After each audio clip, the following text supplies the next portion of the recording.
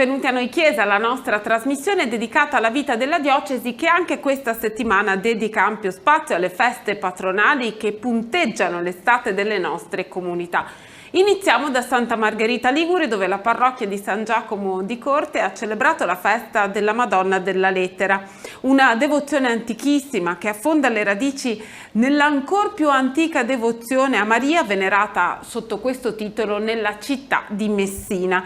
Quest'anno il vescovo ha presieduto il rito della processione che si snoda lungo le vie del quartiere antico borgo di pescatori della città di Santa Margherita Ligure, e un messinese, padre Giuseppe Riggio, gesuita, ha celebrato la Santa Messa solenne nel giorno della festa.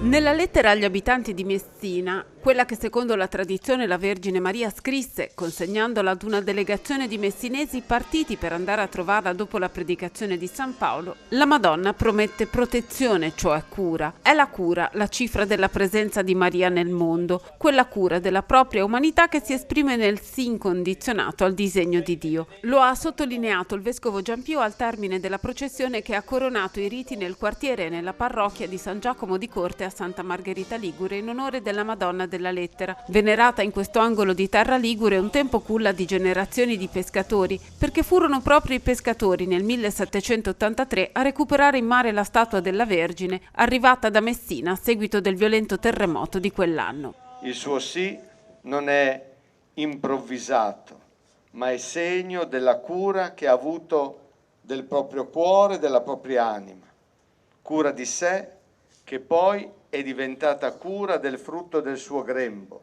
e cura di coloro che per la grazia di quel frutto sono stati salvati. Chiediamo allora a Maria, per tutti noi, di continuare a crescere nell'arte della cura, un'arte che va appresa soprattutto dalle donne, da quelle donne che con la loro tenera forza sorreggono il mondo, da quelle donne che attraverso l'etica della cura tengono in piedi intere comunità, famiglie, relazioni, contrapponendosi alla logica spesso maschile di un potere possessivo e cieco, più attento ai numeri che ai volti, più attento alle statistiche che alle storie. Nel tempo di preparazione la parrocchia di Corte ha celebrato l'Eucarestia con Don Antonio Romaniello e Don Ferdinando De Angelis, provenienti dalle diocesi di Teggiano Policastro e Salerno Campagnola Acerno, e ha accolto per la festa padre Giuseppe Riggio, gesuita, che dirige la rivista Aggiornamenti Sociali ed è messinese. Nella sua riflessione padre Riggio ha declinato il tema della cura indicandone l'origine nel desiderio, quel desiderio che spinge i messinesi a partire per cercare Maria, che in cambio non promette una vita senza difficoltà, ma ricorda la certezza della sua presenza. È stato ribadito il legame con la città di Messina, visto che stamattina la messa solenne è stata celebrata da padre Riggio, gesuita messinese, che ha ricordato un po' a tutti i legami tra le due comunità, perché l'immagine della Madonna della Lettera è stata trovata in mare nella Baia di Corte il 20 giugno 1783, proveniente da Messina, dove era caduta a causa di un terremoto. Da allora questa devozione si è ampliata, diventando la patrona della parrocchia, e adesso questo legame con Messina è sempre di più vivo e tutti abbiamo il desiderio di ravvivarlo e di renderlo sempre più fecondo. Il legame fra la parrocchia di Corte a Santa Margherita Ligure e Messina è sempre più saldo. Durante il periodo del Covid ci era stato chiesto dalle confraternite di Messina di fare un video in cui parlare dei luoghi in cui è mostrata la devozione alla Madonna della Lettera. Lì si è creato un legame che ha fatto sì che negli anni successivi è venuto qui il vescovo ausiliare di Messina, Monsignor Di Pietro, che proprio oggi si è insediato come vescovo di Locri e Gerace, e poi un gruppo di noi è andato giù a Messina e abbiamo potuto così non solo vedere questi luoghi, ma anche conoscere persone, rapporti, come il nostro referente Marco Grassi, che è stato un po' di tutte queste iniziative il trait d'union fra noi e la città di Messina. C'è un intero quartiere che celebra la Madonna della Lettera e riconosce la cura della Vergine come segno di benedizione. Quest'anno, nel corso della processione, l'immagine di Maria ha sostato di fronte alle acque del porto. La Capitaneria ha reso un omaggio floreale alla Vergine. L'immagine è stata portata a spalle per la processione che rientra in chiesa attraverso la salita che domina la zona del porto. Un gesto questo che è solo una delle testimonianze di cura che la comunità riserva alla Vergine. E questa è anche un'occasione per la comunità per collaborare, lavorare insieme. Insomma, sono giorni e giorni che si sta lavorando per pulire, preparare, addobbare, parare la chiesa. Insomma, c'è un gran lavoro che coinvolge tante persone, che forse, ecco, al di là del risultato stesso, l'apprezzamento più grande che mi viene da fare è per questo spirito che si viene a creare lavorando insieme. L'affetto e la devozione per Nostra Signora della Lettera da parte dei parrocchiani di San Giacomo di Corte è tanto antica quanto profonda. Ne prova l'impegno che tante persone hanno messo in queste settimane per preparare ogni dettaglio di questa festa, perché tutto fosse preparato con cura. Ci poniamo ai piedi di Maria per imparare da lei a seguire Gesù, discepoli del Signore come Maria è stata prima discepola. Da Santa Margherita Ligure ci spostiamo a Rapallo e andiamo nel quartiere di Sant'Anna. La comunità ha celebrato la festa della titolare. La messa è stata presieduta dal vescovo Gianpio De Vasini. La processione serale invece è stata guidata dal vescovo di Savona, Monsignor Geromarino. Il cammino di preparazione alla festa è stato scandito da incontri e momenti musicali.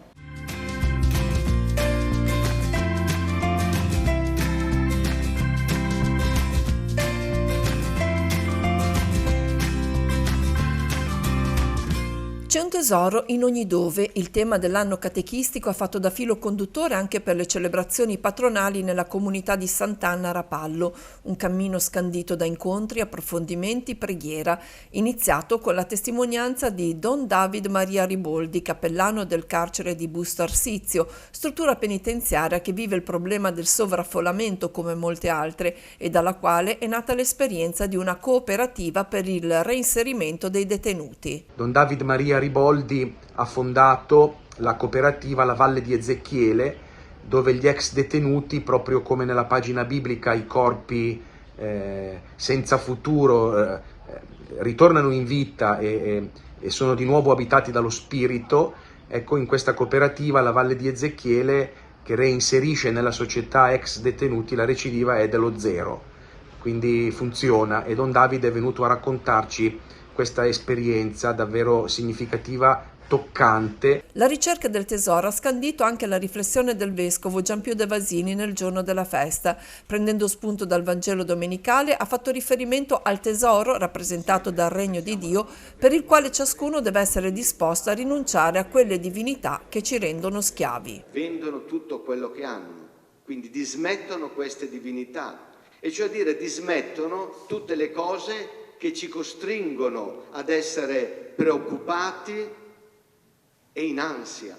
Infine, il cammino serale della processione guidata dal vescovo di Savona Noli, Monsignor Geromarino, dall'antica chiesetta sino al sagrato del nuovo edificio sacro, un percorso partecipato da tante persone di diversa estrazione e pensiero, raccolte in un'unica comunità.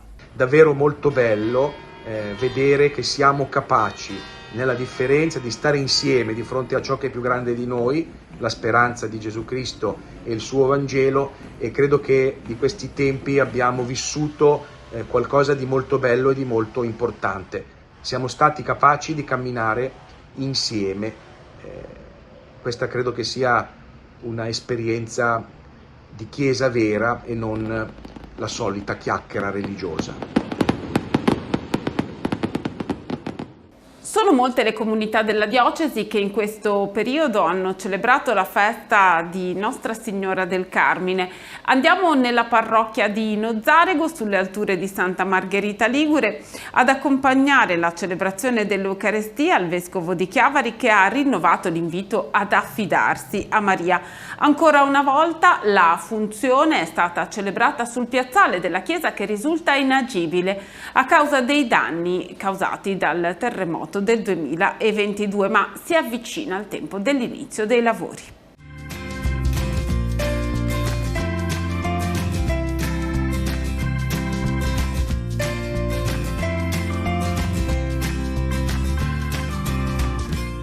Anche oggi, qui a Nozzarego, in questo pomeriggio, Gesù dice a sua madre: ecco i tuoi figli, ecco la tua figlia, ecco tuo figlio, prenditene cura. E a ciascuno di noi dice: ecco tua madre, Maria.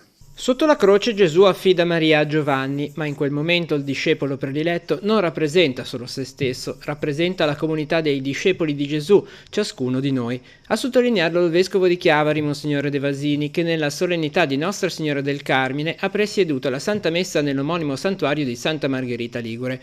Una funzione ancora una volta celebrata sul sagrato. La chiesa infatti è inagibile e chiusa al pubblico a seguito dei danni e del crollo di intonaci interni provocati dalla scossa di terremoto del 22 settembre 2022. Il tempo della riapertura però si avvicina. In occasione della celebrazione è stato fatto il punto sull'avvio dei lavori che ne permetteranno la messa in sicurezza. L'obiettivo è restituire la chiesa ai parrocchiani entro la fine dell'anno. Vogliamo veramente di cuore ringraziare i benefattori, la parrocchia, tutti coloro che si sono resi disponibili per la ristrutturazione di questa meravigliosa chiesa che ormai da troppo tempo purtroppo è chiusa per le note vicende relative al terremoto e alle scosse che hanno reso inagibile la basilica. Quindi speriamo che presto potrà essere di nuovo fruibile per tutti noi, e vogliamo veramente di cuore ringraziare tutti coloro che si sono adoperati così strenuamente per questo. Io sono una parrocchiana di San Giacomo di Corte, del quartiere di Corte, del porto di Santa Margherita, ma l'affezione al santuario appunto della Madonna del Carmine di Nozzarego è sempre vivo, è sempre legato a ricordi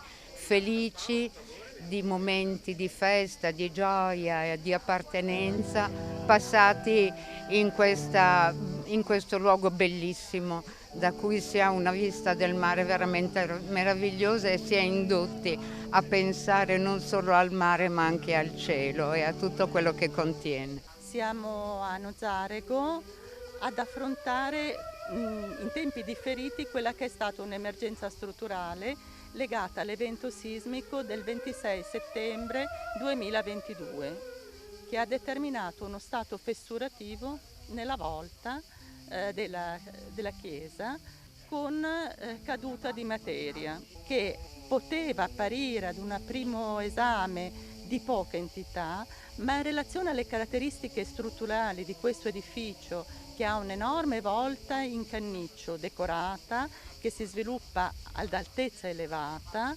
con una situazione particolare della sua posizione.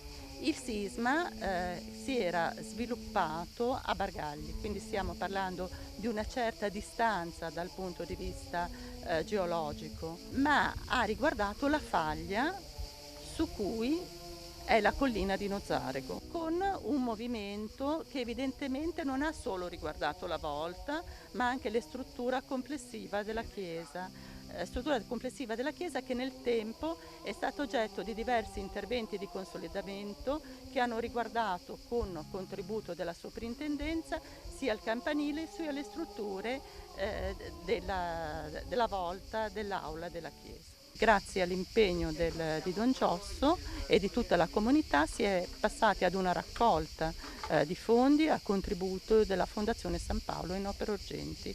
A questo punto siamo all'avvio di un cantiere che partirà dal consolidamento estradossale all'interno della volta, che è una volta in canniccio, quindi particolarmente vulnerabile per materiale. E questo sarà un intervento che si svolgerà con l'inserimento di fibre e di resina e con la necessità di maestranze specialistiche. L'intervento è un intervento complesso che prevede diverse fasi lavorative. La prima cosa che si dovrà eseguire sarà quella di proteggere gli affreschi dell'estradosso, di modo che i prodotti utilizzati sull'estradosso non percolino e non danneggino gli affreschi e le decorazioni sottostanti. Successivamente verrà puntellato puntellata tutta la superficie, quindi puntellata la volta dell'intradosso con un sistema di puntelli a vite e con dei fogli di pioppo molto sottile che vengono sovramessi l'uno all'altro di modo da ottenere uno spessore sufficiente perché effettivamente sostenga la volta, ma allo stesso tempo che si possa curvare, quindi non potendo utilizzare delle tavole piene, altrimenti non potrebbero seguire la curva dell'intradosso. Poi successivamente si opererà all'interno, la prima cosa che sarà eseguita sarà proprio la pulitura da tutti i detriti, i depositi che ci saranno sicuramente all'interno dell'estradosso. Poi verranno stese delle resine epossidiche, su queste resine vengono poi posizionate delle bende di fibra di vetro unidirezionali e successivamente verrà ulteriormente chiuso questo sandwich con dell'altra resina epossidica al di sopra. Allo stesso tempo verranno inseriti dei cavetti con dei tiranti che andranno in qualche modo a compensare la tenuta dei peducci lignei che normalmente si trovano sull'estradosso. Ovviamente siamo ancora in una situazione di studio perché fino a che non apriremo il tetto e vedremo effettivamente come si presenta l'estradosso abbiamo chiarezza di come intervenire, ma non possiamo puntualmente sapere cosa effettivamente dovremo fare e se dovremo magari aggiungere bende rispetto al progetto che è stato fatto dall'architetto, perché magari ci saranno delle zone più degradate, più problematiche e in quel caso dovremo integrare la tessitura che è stata progettata. Dal 2022 certo c'era stato questo evento sismico, ma si è lavorato in questi anni proprio per poter arrivare a questo momento, mettere insieme tutte le risorse, mettere insieme le autorizzazioni e quindi arrivare fino all'appalto. Ci sarà un ponteggio esterno che ci consentirà il passaggio all'interno della copertura, tra la copertura e il sottotetto. Il lavoro che oggi viene fatto, che verrà fatto, che si comincerà, è proprio questo, cioè mettere in sicurezza quella parte che non è possibile valutare, di cui non è possibile valutare la sicurezza. Ora torniamo a Rapallo, andiamo in particolare nella parrocchia dei Santi Gervasio e Protasio per parlare di un tema che interessa tutte e tutti e che suscita moltissime domande, ossia il tema dell'intelligenza artificiale. Stare di fronte a questa sfida è una responsabilità personale e collettiva. Lo ha sottolineato Don Luca Peyron, il sacerdote che è membro dell'Istituto Italiano per l'Intelligenza Artificiale Applicata all'Industria ed è docente all'Università Cattolica del Sacro Cuore di Milano. Don Luca Peyron ha tenuto una importante e appassionata relazione nel corso di una serata che è stata organizzata dalla parrocchia per offrire un tempo di riflessione alla comunità.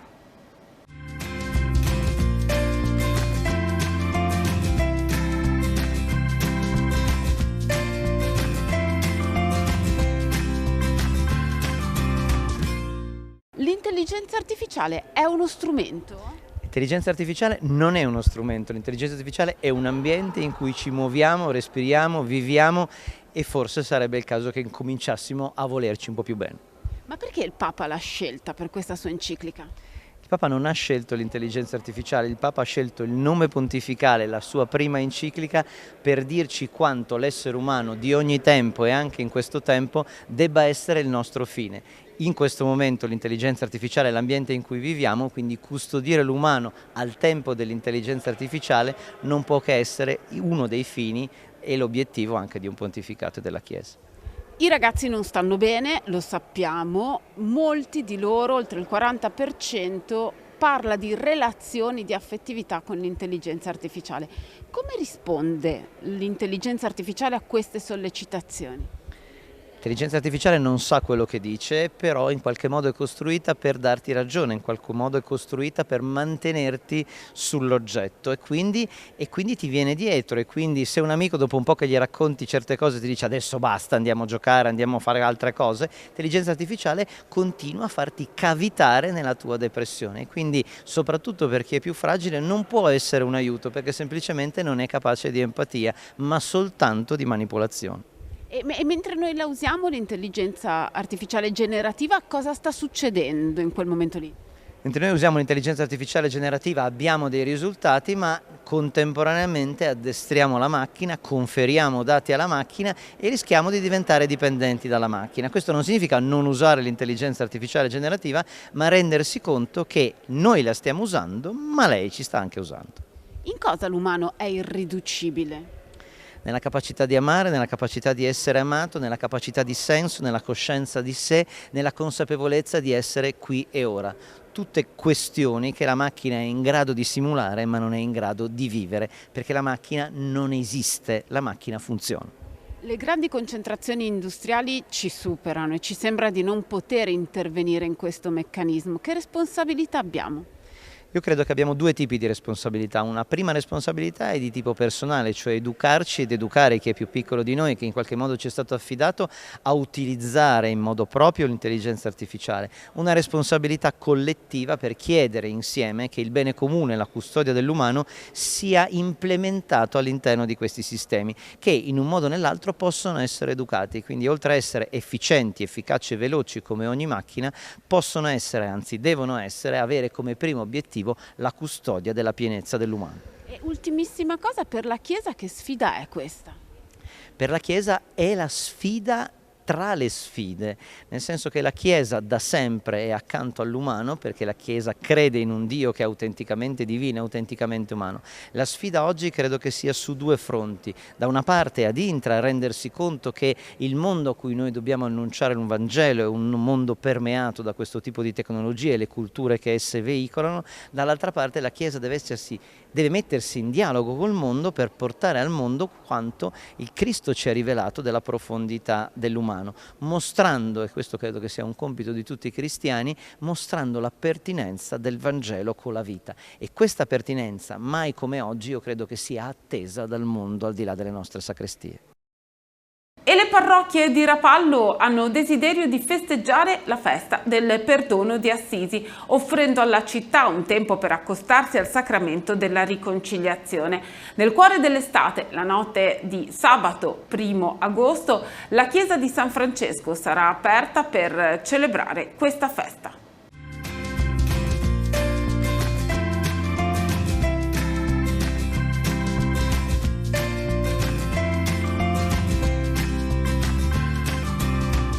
Chiesa aperta, le porte spalancate alla città, il silenzio della preghiera, la possibilità di riconciliarsi con Dio e con se stessi. È questo il cuore della festa del perdono di Assisi, promossa dalla parrocchia dei Santi Gervasio e Protasio in comunione con le altre comunità parrocchiali di Rapallo nella chiesa di San Francesco, chiesa giubilare della città. L'iniziativa si inserisce nel cammino dell'anno giubilare francescano che accompagna le celebrazioni per gli 800 anni dalla morte di San Francesco di Assisi e assume quest'anno un significato ancora più profondo proprio perché la chiesa di San Francesco è stata designata come chiesa giubilare, meta di pellegrinaggio e luogo privilegiato per sperimentare la misericordia di Dio. L'appuntamento principale sarà sabato 1° agosto, quando la chiesa rimarrà aperta dalle 20 fino a mezzanotte, accogliendo residenti e turisti che desiderano vivere un tempo di raccoglimento, di preghiera e di riconciliazione. Per tutta la serata saranno presenti sacerdoti disponibili per celebrare il sacramento della riconciliazione, offrendo a tutti l'opportunità di prepararsi a vivere il dono del perdono di Assisi. Nella lettera di indizione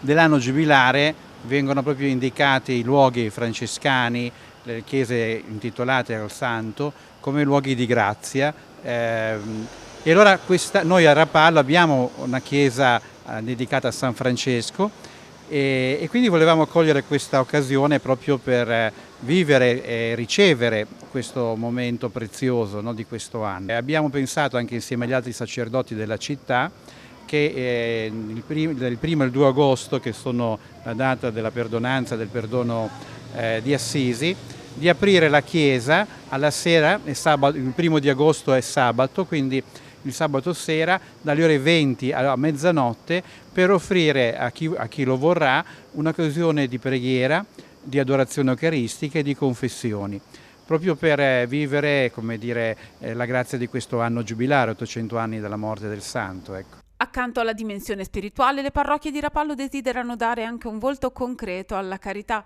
Durante i giorni della festa sarà infatti promossa una raccolta di offerte a favore della custodia di Terra Santa, affidata ai frati francescani che ogni giorno custodiscono i luoghi santi e sostengono le comunità cristiane presenti nella terra di Gesù. È una proposta un po' nuova, la chiesa di San Francesco a Rapallo è vicino anche non è distante dalla passeggiata, è vicino al castello, quindi un luogo anche importante, anche se rimane leggermente, come dire,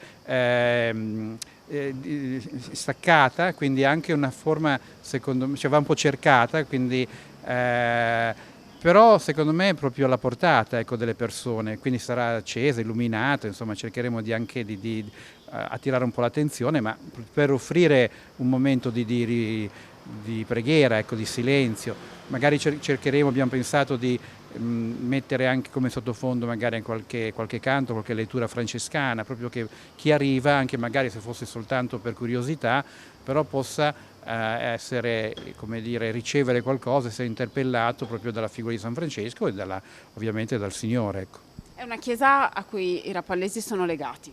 Sì, la chiesa è del 1500, quindi una storia molto antica, e negli ultimi 150 anni poi era una chiesa che era stata affidata ai padri Somaschi, che erano stati chiamati proprio dal comune di Rapallo per l'educazione dei fanciulli, dell'infanzia.